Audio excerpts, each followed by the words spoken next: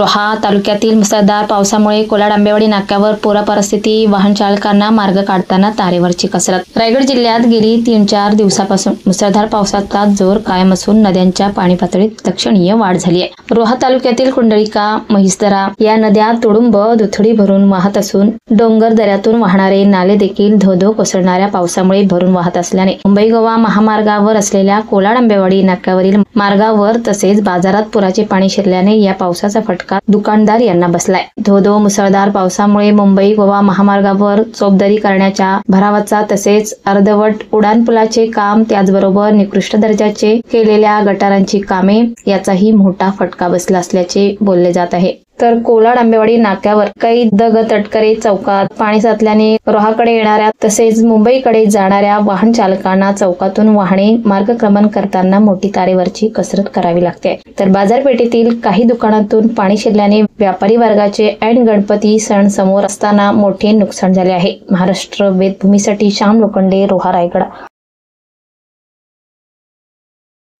ताज्या घडामोडी जाणून घेण्यासाठी आजच आपल्या महाराष्ट्र वेदभूमी न्यूज चॅनलला लाईक करा, शेअर करा, सबस्क्राईब करा आणि बेल आयकॉनवर क्लिक करायला विसरू नका।